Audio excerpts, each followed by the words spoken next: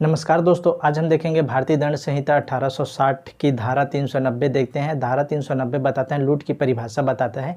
देखिए, जो लूट की अपराध होता है, तो जब लूट की अपराध होता है तो उस अपराध के साथ साथ दो और अपराध घटित होते हैं। एक अपराध होता है चोरी और दूसरा है उद्यापन। देखिए, जब लूट के अपराध में होता है तो चोरी और उद्यापन ही क्या होता है, वो लूट होता है। आगे चलकर वो उसमें जो उसका आवश्यक तत्व मिल जाता है तो जो चोरी होता है वो क्या है, लूट में बदल जाता है, या उद्यापन रहता है वो लूट में बदल जाता है। तो कैसे होता है चोरी लूट में कन्वर्ट और उद्यापन कैसे बदलता है लूट में कन्वर्ट, उसको हम लोग देखेंगे। धारा 390 की परिभाषा देखते हैं तो उसमें हम लोग पढ़ते हैं, तो उसके ज़रिए हम लोग समझने का प्रयास करेंगे। तो धारा 390 जो परिभाषा बताता है, लूट की परिभाषा बताता है, जिसे अंग्रेजी में रोबरी कहा जाता है। तो इसकी परिभाषा देखते हैं। लूट, देखिए, लूट की परिभाषा 390 में दे रखा है और इसकी जो दंड के प्रावधान दे रखा है वो 392 में दे रखा है।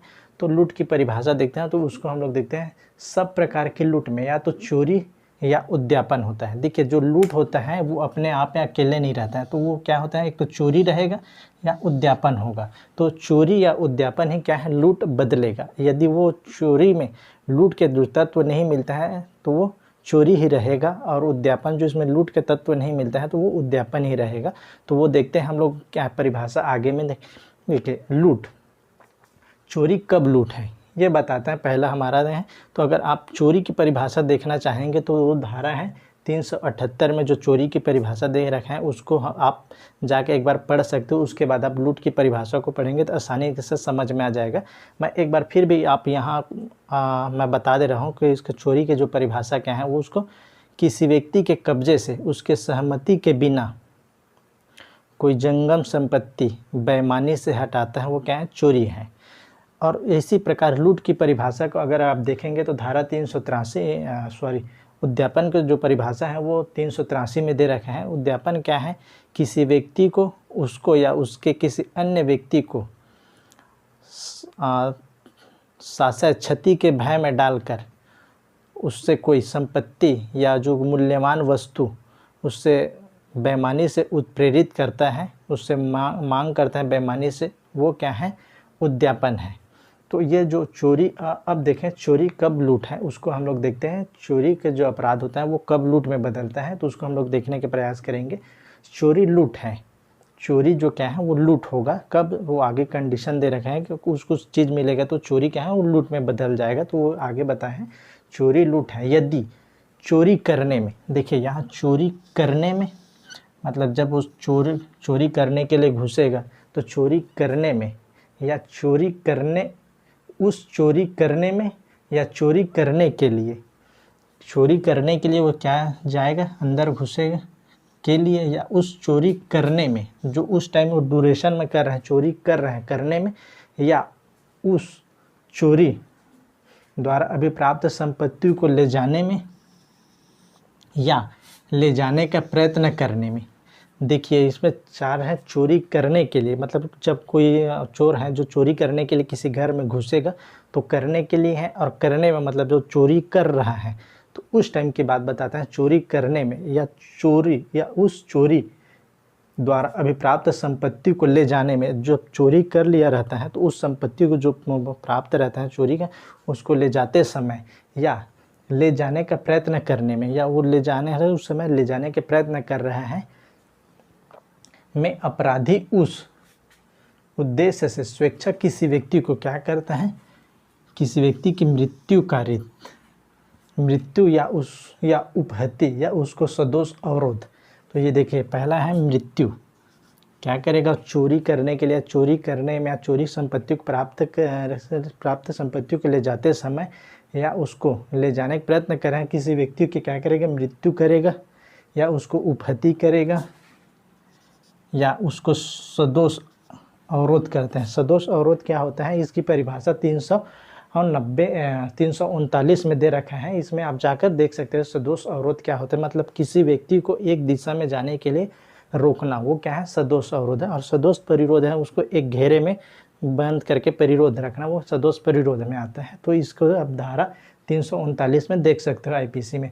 हाँ, तो ये है मृत्यु, उपहति या सदोष अवरोध। मतलब क्या है, चोरी करने के लिए, चोरी करने में, चोरी संपत्ति को प्राप्त करने ले जाते समय या ले जाने का प्रयत्न करते समय क्या करेगा, किसी व्यक्ति को क्या करेगा, मृत्यु, उसको उपहति करेगा, उसको सदोष अवरोध करेगा, या तत्काल मृत्यु या तत्काल उपहति या तत्काल सदोष अवरोध का भय कारित करता है या कारित करने का प्रयत्न करता है, तो क्या होता है, लूट हो जाता है।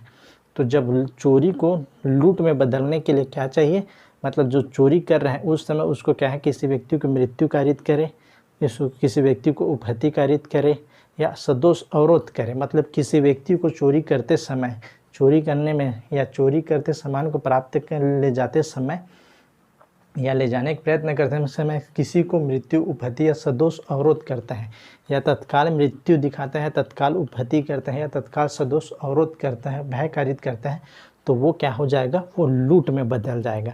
उसका जो चोरी का अपराध है, चोरी ना रहकर वो लूट में बदल जाएगा। अगर देखिए यही जो अपराध है, किसी व्यक्ति को मृत्यु कारित नहीं करता है, उपहति नहीं करता है या किसी को सदोष नहीं कारित करेगा, मतलब ये वर्ड नहीं लिखा रहेगा, तो क्या हो जाएगा, वो जो अच्छे सक्सेसफुल लायर रहते हैं वो उसको क्या है, इसी पॉइंट को खोज के वो लूट को क्या है, चोरी में कन्वर्ट करा देगा वापस।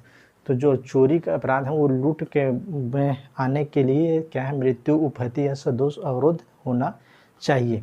अब इसी प्रकार हम लोग देखते हैं उद्यापन कब लूट है। जो उद्यापन रहता है, उद्यापन का अपराध रहता है, वो लूट में बदलेगा।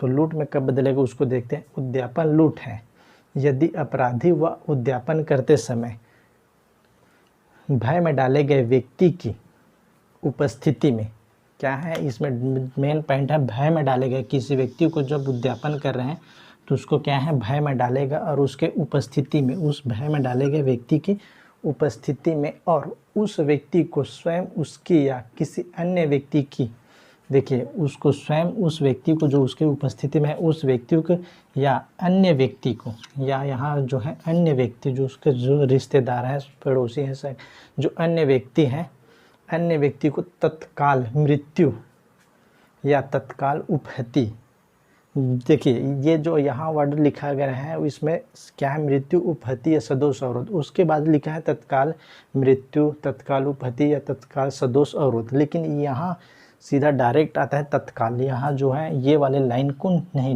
लिखा गया मृत्यु, उपहति या सदोष अवरोध या तत्काल ऐसा, लेकिन जब जो उद्यापन का अपराध है उसको लूट में बदलने के लिए तत्काल चाहिए। कोई भी जो है मृत्यु या उपहति, देखिए यहाँ क्या लिखा है, तत्काल मृत्यु, फिर आते हैं तत्काल उपहति, तत्काल सदोष अवरोध के भय में डालकर, उसको भय में डालकर वह उद्यापन करता है, और इस प्रकार भय में डालकर, इस प्रकार भय में डाले गए व्यक्ति को उद्यापन की जाने वाली चीज़ उसी समय और वहाँ ही, जिस समय उसको भय में डाल रहा है उसी समय और वहाँ ही परिदत्त करने के लिए उत्प्रेरित करता है, तो वो क्या हो जाएगा, वो उद्यापन का जो अपराध है वो लूट में बदल जाएगा। देखिए जैसे किसी व्यक्ति को क्या है, उद्यापन करने के लिए क्या कर रहे हैं, उसको भय में डाला गया, लेकिन उस भय में डाले गए उसकी उपस्थिति में स्वयं उसको या किसी अन्य व्यक्ति को क्या कर रहे हैं, वो तत्काल मृत्यु, तत्काल उपहति या तत्काल सदोष अवरोध करता है, और उस व्यक्ति को वहीं उसी समय कोई मूल्यवान चीज़ जो है क्या है, संपत्ति जो है परिदत्त करने के लिए कहा जाता है, तो वो जो अपराध होगा वो उद्यापन के ना होकर क्या हो जाएगा, वो लूट में बदल जाएगा। तो इस प्रकार ये है उद्यापन जो है लूट का अपराध बन जाएगा। अब इसमें एक जो है स्पष्टीकरण दे रखा है। स्पष्टीकरण में बताया गया है कि यह क्या है, तत्काल, जो यहाँ पर उपस्थिति शब्द को डिफाइन किया गया है, अपराधी उपस्थित होना कहा जाता है यदि वह अपराधी तत्काल मृत्यु, तत्काल उपहति या तत्काल सदोष अवरोध के लिए क्या है, वो पर्याप्त निकट रहता है। तो वो क्या है, उपस्थिति क्या कहा जाएगा, वो पर्याप्त निकट है, तो अपराधी उपस्थित होना कहा जाता है। अब इसमें एक हम लोग वो देख लें, दृष्टांत देख लेते हैं कि क्या बताता है दृष्टांत, उसके बाद इसको और क्लियर हो जाएगा। तो क दृष्टांत बताते हैं, क यह को दबोच लेता है, क जो है यह को दबोच लेता है और यह के कपड़े से या का धन और आभूषण या की सम्मति के बिना कपटपूर्वक निकाल लेता है। यहाँ क ने क्या है, चोरी किया। क्या है, देखिए, जो उसके सम्मति के बिना उसके कब्जे से कोई धन निकालेगा तो ये क्या हो गया, वो चोरी हो गया। अब ये चोरी हुआ है, चोरी का अपराध हुआ है, मतलब 378 के डेफिनेशन में ये आ गया। अब आगे हम लोग देखते हैं, और वह चोरी करने के लिए स्वेच्छा या का सदोष अवरोध करता है। देखिए यहाँ जो वर्ड आया है सदोष अवरोध, मतलब उसको रोक के क्या करता है, उसके कपड़े को निकाल लेता है, कपड़े से धन निकाल लेता है और आभूषण को छीन लेता है। तो इस प्रकार क्या है, वो जो है चोरी का अपराध किस में बदल जाएगा, वो लूट में बदल जाएगा। क्यों? क्योंकि वो सदोष अवरोध कारित करता है। क्या करने में, चोरी करने में, चोरी करने के लिए या चोरी करने में, या उस चोर को संपत्ति को भी प्राप्त ले जाते समय क्या है, उपहति मृत्यु उपहति सदोष अवरोध। तो यहाँ क्या कर रहा है, वो सदोष अवरोध कारित कर रहा है। किसको? यह को वो सदोष का अवरोध कारित कर रहा है, इसलिए वो जो है चोरी का अपराध जो है क्या, वो लूट में बदल जाएगा। तो ये क्या है, लूट का अपराध हो जाएगा। अब इसी प्रकार आगे जो दृष्टांत देखें उसको देख रहे हैं। ख जो दृष्टांत है, क जो है यह को राजमार्ग पर मिलता है।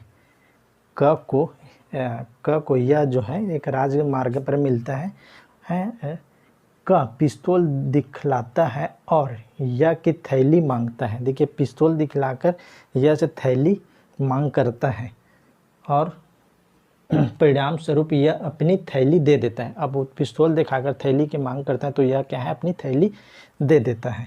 यहाँ कन यह को तत्काल उपहति का भय दिखलाकर थैली उद्यापित की है और उद्यापन करते समय वह क्या है, उसकी उपस्थिति में की है। मतलब क्या है, उसकी उपस्थिति में, और वहीं क्या है, संपत्ति की मांग करता है। इसलिए क्या हो जाएगा, वो क्या है, उद्यापन लूट के अपराध में बदल जाएगा। क्योंकि इसमें क्या है, तत्काल, देखिए उसको तत्काल उपहति का भय दिखाता है। तत्काल उसको उपहति का भय दिखलाकर थैली उद्यापित की है और उद्यापन करते समय वह उसकी उपस्थिति में, मतलब क्या है, उस यह की उपस्थिति में उसको वहीं उसी समय संपत्ति परिदत्त करने के लिए मांग करता है। इसलिए क्या है, जो उद्यापन है वो लूट के अपराध में बदल जाएगा। तो ये एक प्रकार का जो क्या है, उद्यापन है वो लूट में बन जाएगा। तो हम लोग देखे हैं चोरी कब लूट है, उद्यापन कब लूट है, ये सब देखे हैं। तो किसी भी अपराध का जो चोरी है या उद्यापन है, उसको बदलने के लिए क्या है, अपराधी को क्या है, उपहति, मृत्यु या सदोष अवरोध का भय दिखाना होगा। और इसमें क्या है, जो उद्यापन में उसमें क्या है, डायरेक्ट तत्काल मृत्यु, तत्काल उपहति या तत्काल सदोष अवरोध होना चाहिए। और ये जो अवरोध है वो क्या है, उसकी उपस्थिति में होना चाहिए और वहीं उसकी संपत्ति के मांग किए जाने चाहिए। तो ये क्या है, उद्यापन लूट में बदलेगा। इस प्रकार हमने देख लिया है धारा 390 जो लूट की परिभाषा बताता है, और इसके जो दंड का प्रावधान दे रखे हैं धारा 392 में इसके दंड के प्रावधान दिया गया है। तो धन्यवाद, थैंक यू, कीप वॉचिंग।